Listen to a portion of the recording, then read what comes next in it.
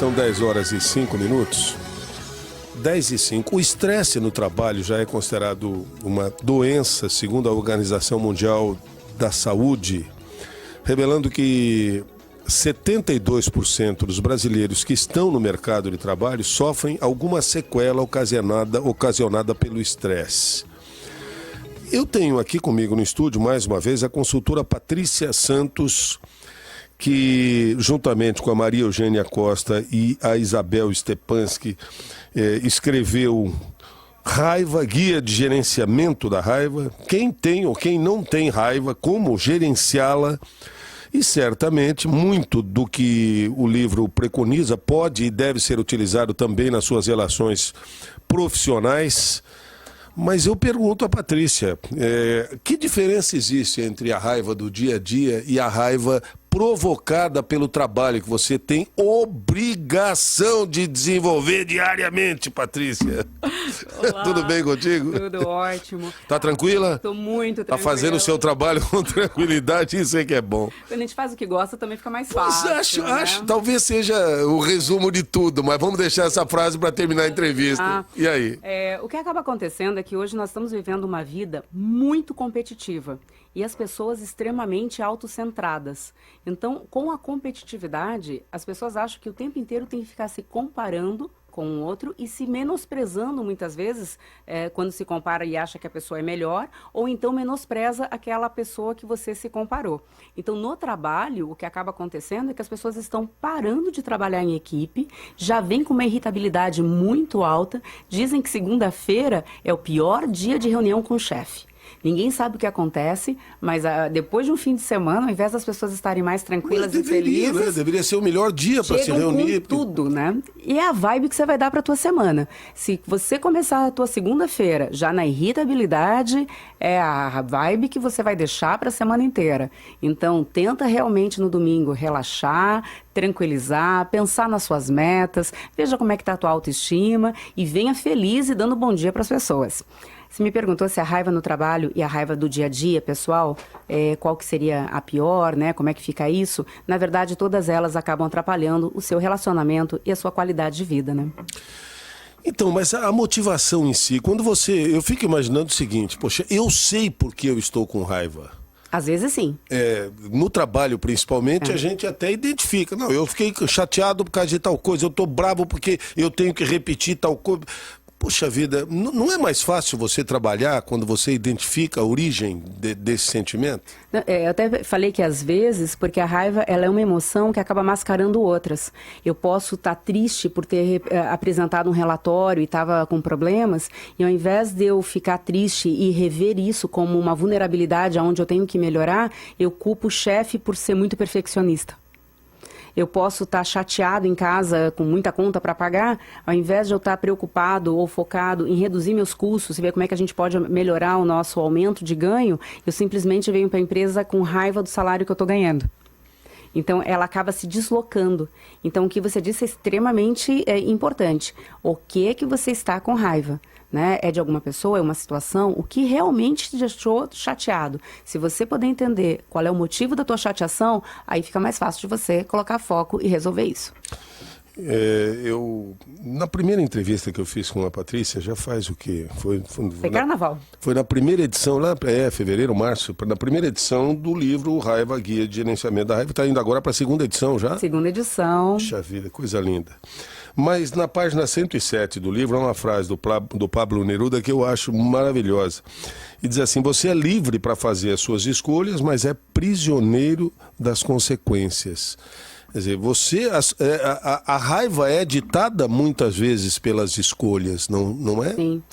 O que acaba acontecendo é que quando você está com raiva, a famosa amígdala que está no teu cérebro, ela aciona achando que existe uma ameaça ou de injustiça ou de indignação, e aí ela corta a sua conexão com o pré-frontal, que é o que faz você pensar, analisar, ponderar, né? Qual é a minha necessidade atual? É de manter o emprego? É de manter minha postura perante meus liderados? É de conquistar mais clientes e mantê-los dentro da empresa? E a pessoa não consegue pensar quando ela está com raiva.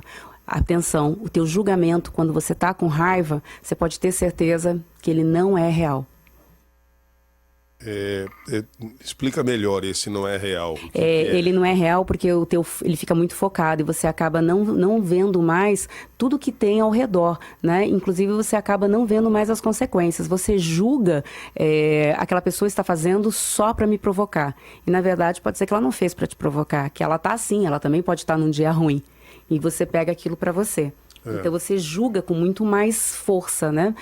Não sei se tu te lembra, a gente acho que chegou a comentar, que foi feita uma pesquisa nos Estados Unidos com juízes que fazem um julgamento às 11 da manhã. E fazem o mesmo tipo de julgamento às 2 da tarde. Às 11 da manhã ele pegou muito mais pesado, porque ele estava com fome. Então existem algumas pré-condições, que são 7, que ativam a tua irritabilidade. Primeira delas, fome. Cansaço, e as pessoas não estão dormindo bem, tem que estar dormindo no escuro mesmo para que você possa se refazer no dia seguinte, e estresse, ansiedade, que é medo do futuro, droga, álcool e dor. Pessoa com dor não consegue pensar direito. Eu queria que você me desse algumas sugestões de como lidar com a raiva e me sentir melhor, por exemplo. Bom, primeiro é dormir bem. Então veja como é que está a qualidade do teu sono.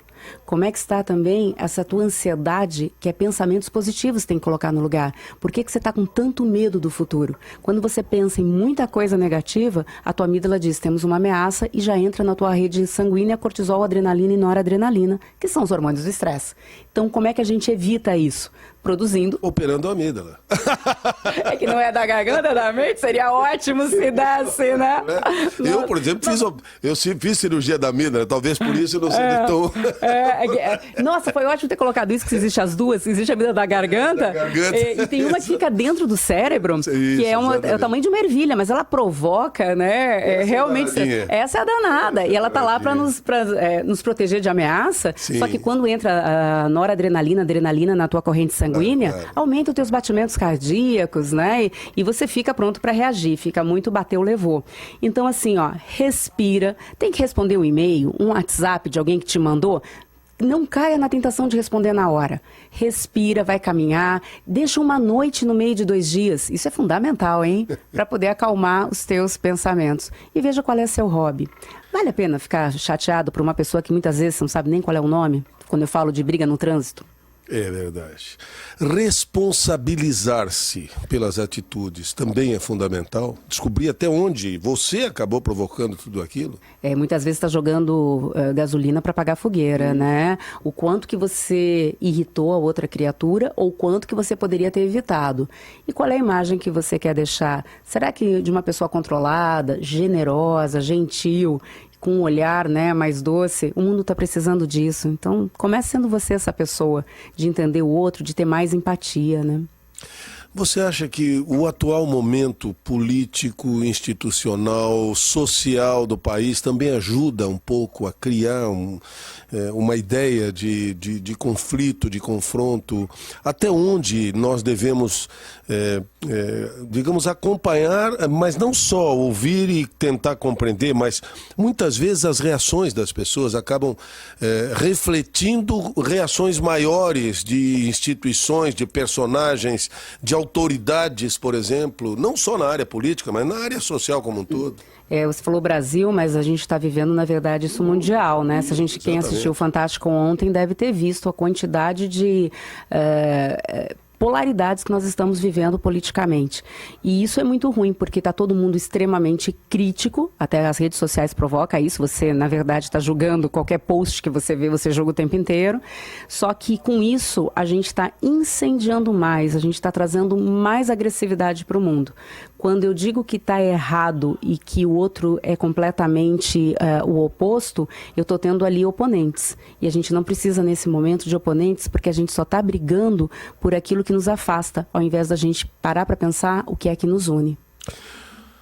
Vou voltar um pouquinho à origem e vou fazer uma pergunta que me parece tranquiliza um pouco as pessoas. Sentir raiva é normal, não é isso? Nossa, tem que sentir. Tem que sentir, não, faz parte, né? Todos os grandes líderes espirituais tiveram seus momentos de raiva. A raiva é que faz você ver que tem alguma coisa errada ou em você ou numa situação que merece ser mudado. O problema não é sentir raiva, o problema é como você expressa essa raiva. É importante ter alguém para dialogar sobre a raiva que você sentiu ou está sentindo?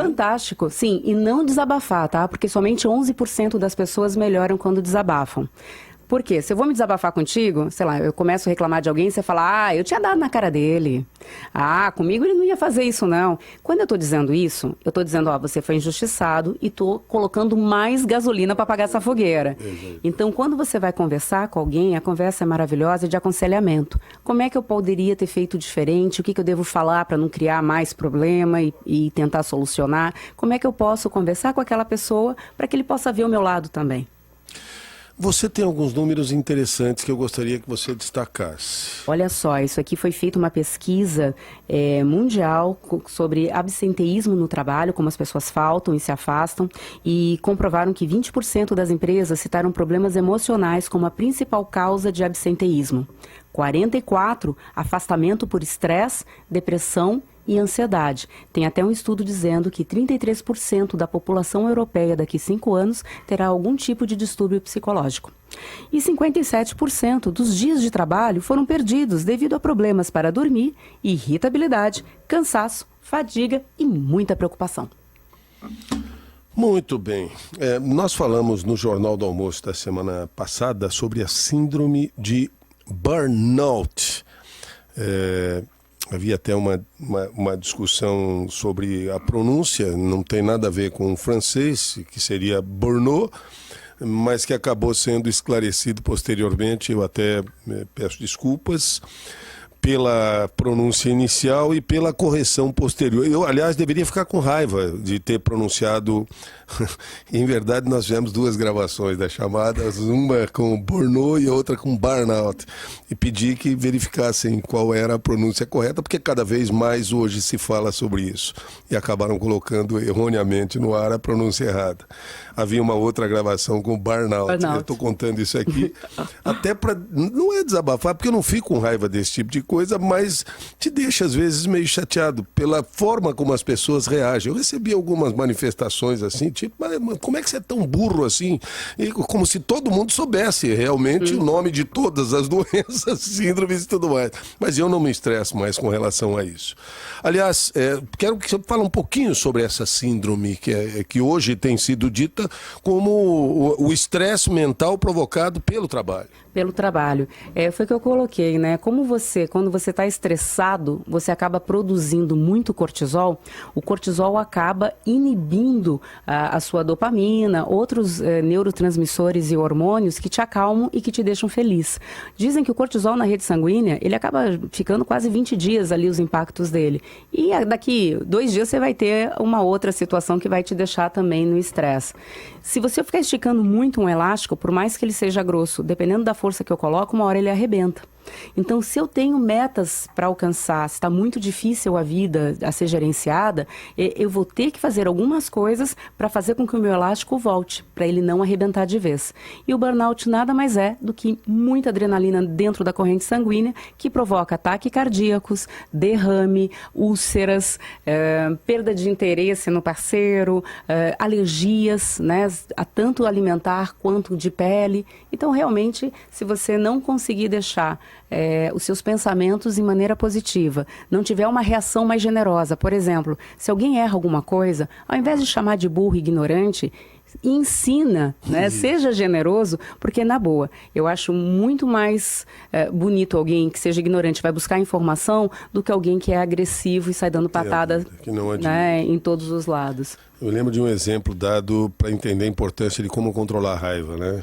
Se um casal tem uma discussão em casa, gritam um com o outro, o assunto fica por isso mesmo, um dos membros do casal vai para o trabalho, é chefe na onde atua, diante de uma pequena falha de um subordinado, ele já dá uma bronca intensa, não permite a retórica. Essa pessoa que tomou a bronca no trabalho, diante da impossibilidade de demonstrar por que cometeu o erro, vai para casa, se irrita com o filho que não obedeceu, castiga o filho, por sua vez, vai para a escola, discute com o colega, e assim por diante, quando lá atrás o casal poderia ter dito um pro outro, vem cá, eu não compreendi direitinho o que você pensa disso. Vamos lá. É aquela história, o meu amor, né? Parece que teu dia foi difícil, não entra na vibe, isso, né? Exatamente. Vai tomar um banho, eu te faço um lanche. Não é fácil, vamos lá. Não é, mas ninguém nunca disse que seria fácil dominar a raiva. A última frase do livro, né? Você tá dando spoiler. Que não é para ser fácil, é para valer a pena. Pois olha só. É para valer a pena. Um líder espiritual recebeu um casal do Tibete e perguntaram por que as pessoas gritam tanto. O outro respondeu, porque estão com raiva? Sim, porque estão com raiva, elas gritam, mas porque o coração ficou distante. Porque quando o coração está próximo, você não precisa gritar. Às vezes um olhar só já comunica, né? Tá certo. Patrícia Santos, muito grato por sua vinda. Você tem um workshop agora, né? Quando será? Um workshop promovido pela ABRH, Associação Brasileira de Recursos Humanos, dia 24 de outubro, essa semana, no Hotel Majestic. Aqui no Majestic. Aqui no Majestic, é um dia inteiro, onde a gente vai falar o que é gerenciar a raiva e vai dar muitas dicas de como fazer isso. Então não percam, né? Através da Simpla você consegue se inscrever. Dia 24, hoje é dia 21, terça, quarta e quinta, 22, 23, quinta-feira. Quinta-feira. Das 8h30 da manhã até o fim da tarde. Até o fim da tarde, um dia inteiro sobre gerenciamento de raiva. E no site da BRH Santa Catarina você consegue encontrar no Facebook é o Simpla que está comercializando. Tá certo. As suas inscrições podem ser feitas lá e você pode passar o dia todinho repensando a sua existência e naturalmente verificando que vale a pena pensar sobre isso. E aprender a lidar com a dos outros. Exatamente. Muito grato por sua vinda aqui mais uma vez.